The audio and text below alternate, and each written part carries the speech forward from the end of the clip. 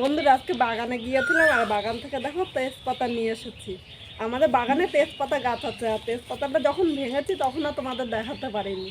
এই তেজপাতাগুলো আমি শুকিয়ে ঘরে রেখে দেবো। তেজপাতার গন্ধটা কিন্তু দুর্দান্ত লাগে। চলো এই তেজপাতাটা আমি আগে রোদে দিয়ে দিচ্ছি। এবার গিয়ে আমি ডিম নিয়ে আসি, যদি ডিম পারে তাহলে তোমাদের সাথে এই রেসিপিটা শেয়ার করব। তাহলে চলো ডিমটা নিয়ে আসি, দেখি কয়টা মুরগি ডিম পেড়েছে। এই খোপের মধ্যে ডিম নেই।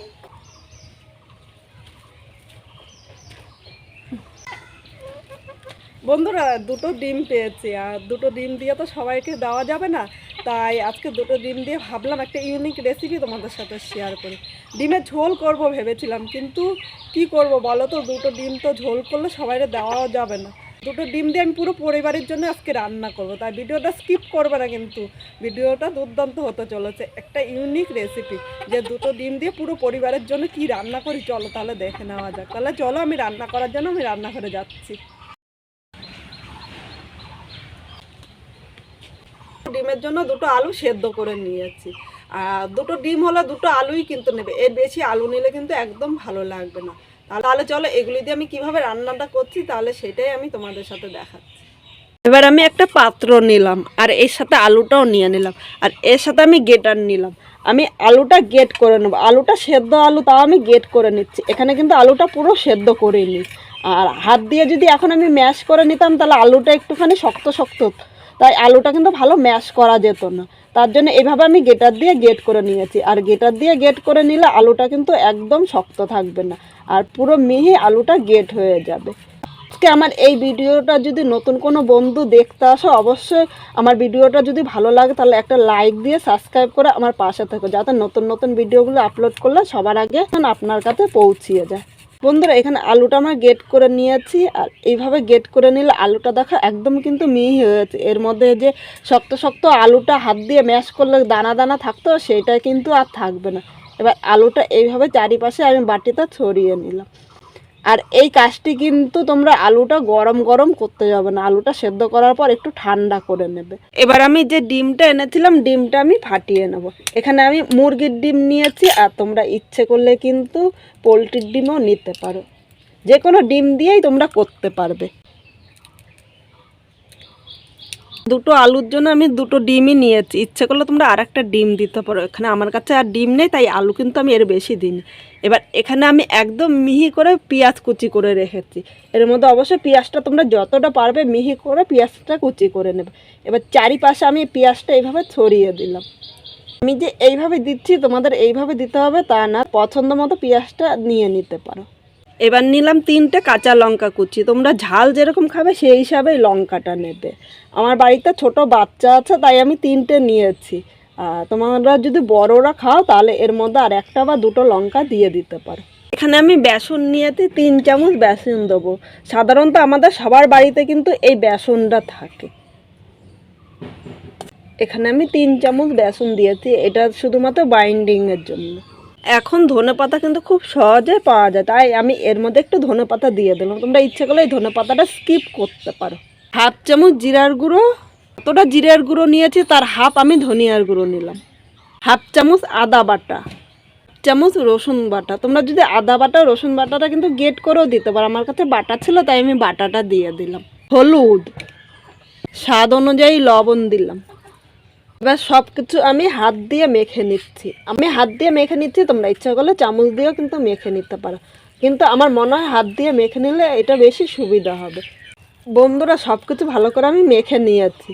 এবার বাটিটা আমি এক সাইডে রেখে দিয়ে বসিয়ে দিয়েছি, তার মধ্যে আমি একটু তেল দিয়ে দিলাম।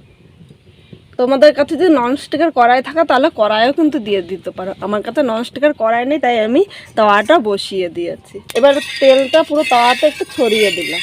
তাওয়াটা দিয়ে একটুখানি গরম করে নেবে, নাহলে ডিমটা যখন আমি দেবো তাহলে তাওয়ার নিচে দিয়ে লেগে যেতে পারে। তেলটা ভালো করে গরম করে নিয়েছি। এবার এখানে যে আমি ডিমটা মেখে রেখেছিলাম এর উপরে দিয়ে দিলাম,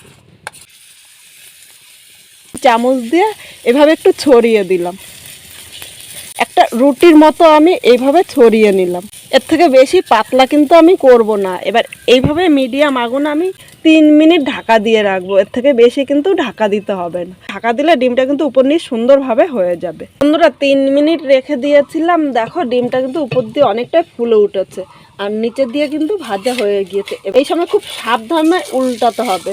বন্ধুরা ডিমটা উল্টিয়ে নিয়েছি আর খুব সাবধানে এই কাজটি করতে হবে। এবার এই সাইড দিয়ে আমি 1 চামচ আবার সর্ষের তেল দিয়ে দিলাম, তাহলে আমার উপর নিচ 2 পিঠই কিন্তু খুব সুন্দরভাবে ভাজা হয়ে যাবে। এখন আমি ঢাকা দিয়ে মিডিয়াম আগুনে 3 মিনিট রেখে দেবো। আর খুব জোরে কিন্তু আগুন দেওয়া যাবে না, তাহলে ডিমটা নিচে দিয়ে পুরা লেগে যাবে, আর পুরা লেগে গেলে কিন্তু একদম খেতে ভালো লাগবে না।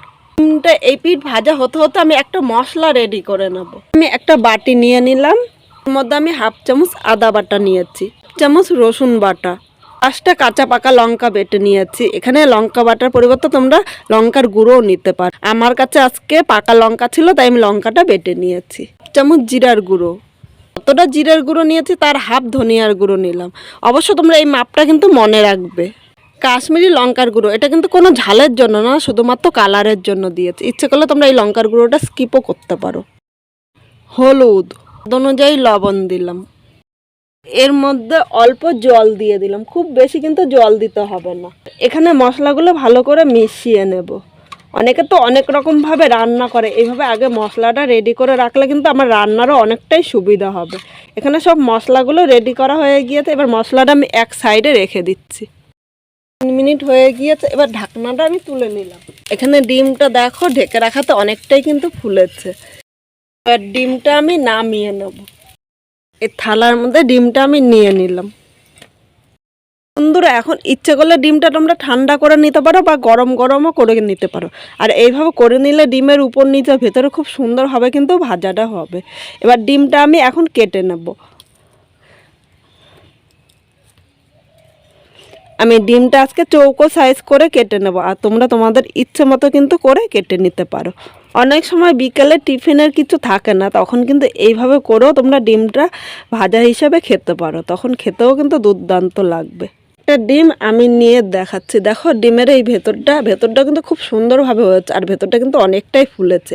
এইভাবে করে খেতেও কিন্তু দুর্দান্ত লাগবে, আর এইভাবে করে দিলে সবাই কিন্তু খুব পছন্দ করবে। কিন্তু আজকে আমি তোমাদের একটু অন্যরকমভাবে রান্না করলে দুপুরে গরম ভাতের সাথে দুর্দান্ত লাগবে খেতে।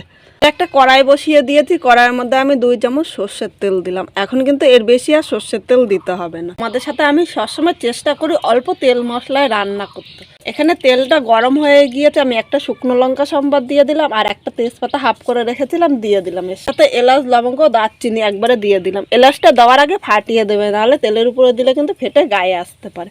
এবার আমি 2 সেকেন্ড ভেজে নেব। 2 সেকেন্ড ভেজে নিয়েছি। প্রথমে এখানে দেখো একটা মাঝারি সাইজে পেঁয়াজ কুচি করে নিয়েছি, পেঁয়াজটা তেলের উপরে দিয়ে দিলাম। পেঁয়াজের মধ্যে অল্প লবণ দিয়েছি, তাহলে পেঁয়াজটা নরম হয়ে যাবে, আর 2 মিনিট পেঁয়াজটা হালকা লাল করে ভেজেও নিতে পারবো। পেঁয়াজটা 2 মিনিট ভেজে নিয়েছি। এবার এখানে যে মশলাটা আমি রেডি করে রেখেছিলাম মশলাটা দিয়ে দিলাম। বাটির গায়ে মশলা লেগে আছে তাই বাটিটা ধুয়ে সামান্য জল দিয়ে দিলাম। এবার আমি মশলাটা কষিয়ে নেবো যতক্ষণ না মশলার থেকে কাঁচা গন্ধটা চলে যাচ্ছে। কষাতে কষাতে এখানে দেখো একটা মাঝারি সাইজে টমেটো কুচি নিয়েছি, টমেটোটা দিয়ে দিলাম। মশলা কষাতে কষাতে মশলার গন্ধটা চলে যাবে, আর এর সাথে টমেটোটা কিন্তু খুব সুন্দরভাবে মিশে যাবে। এখানে মশলাটা কষানো হয়ে গিয়েছে, আর মশলার গায়ে থেকে তেলও ছেড়ে দিয়েছে। তোমাদের সাথে একটা টিপস আমি শেয়ার করি, মশলাটা কষানো হয়েছে তোমরা কিভাবে বুঝবে? এখানে মশলাটা একদম দানা দানার মতো হয়ে গিয়েছে, মানে ওটা কিন্তু একদম পারফেক্ট কষানো হয়েছে। এবার এখানে আমি গরম জল দেব। অবশ্য তোমরা চেষ্টা করবে এর মধ্যে গরম জল দিতে, ঠান্ডা জল দিলে কিন্তু ঝোলটা ফুটবে দেরিতে আর খেতেও ভালো লাগবে না। আর গরম জল দিলে ঝোলটা ফুটবে তাড়াতাড়ি, আর এই ঝোলটা খেতেও কিন্তু দুর্দান্ত লাগবে। যে কোনো রান্না করার সময় তোমরা একটু গরম জল করে সাইডে রেখে দেবে, তাহলে সেই রান্নাটি কিন্তু খেতে দুর্দান্ত লাগবে। এবার ঝোলটা আমি ফুটিয়ে নেব। ঝোলটা ভালো করে ফুটিয়ে নিয়েছি। এবার একে একে আমি ভেজে রাখা ডিমগুলো দিয়ে দিলাম। এখান থেকে কিছুটা ডিম আমি রেখে দিলাম, এটা আমি আজকে ডাল করেছি, ডালের সাথে খাবো। তোমরা ডালের সাথে বা বিকেলবেলা টিফিনেও কিন্তু খেতে পারো, এটা কিন্তু এমনি খেতেও দুর্দান্ত লাগবে। এবার ডিমটা ঝোলের সাথে নেড়ে চেড়ে আমি মিশিয়ে নিচ্ছি। আমি ঢাকা দিয়ে 5 থেকে 6 মিনিট মিডিয়াম আগুনে রান্না করে নেব। আমি 6 মিনিট বলেছিলাম, কিন্তু মিডিয়াম আগুনে 7 মিনিট জাল দিয়ে নিয়েছি। 7 মিনিট পর ঢাকনিটা তুলে নিয়েছে, কিন্তু এর থেকে বেশি আর ঝোল টানাবো না, কারণ ঠান্ডা হলে ঝোলটা কিন্তু আরেকটু টেনে নেবে। এবার নামানোর আগে আমি একটু ধনেপাতা কুচি দিয়ে দিলাম। আমি সোমবারের সময় গরম মশলা দিয়েছি, তাই আমার মনে হলো আলাদা করে আর গরম মশলা দেবো না। তোমরা যদি এই জায়গায় ইচ্ছে করো তাহলে একটু গরম মশলাও দিয়ে দিতে পারো। ধনেপাতাটা আমি হালকা হাতে নেড়ে চেড়ে মিশিয়ে নিলাম। পাতাটা দেওয়ার সাথে সাথে কিন্তু এখন আমি নামাবো না, আমি এখন 2 মিনিট স্ট্যান্ডিং টাইমে রেখে দিলাম। 2 মিনিট পর আমি নামিয়ে নিয়েছি, আর এখানে তেজপাতাটা আমি ফেলে দিলাম। তেজপাতার গন্ধটা কিন্তু এর মধ্যে নিয়ে নিয়েছে। ইচ্ছে করলে তেজপাতাটা তোমরা এইভাবে রেখেও দিতে পারো। বন্ধুরা, এর নাম দিয়েছি আমি ডিমের ধোকা। আর এই ধোকাটা কীরকম হয়েছে অবশ্যই কমেন্ট করে জানিও। না তোর কোনো বন্ধু ভিডিওটি দেখতে আসে একটা লাইক শেয়ার কমেন্ট করে, আর ভালো লাগলে সাবস্ক্রাইব করে পাশে থাকো, যাতে নতুন নতুন ভিডিও আপলোড করলে সবার আগে নোটিফিকেশান আপনার কাছে পৌঁছে যায়।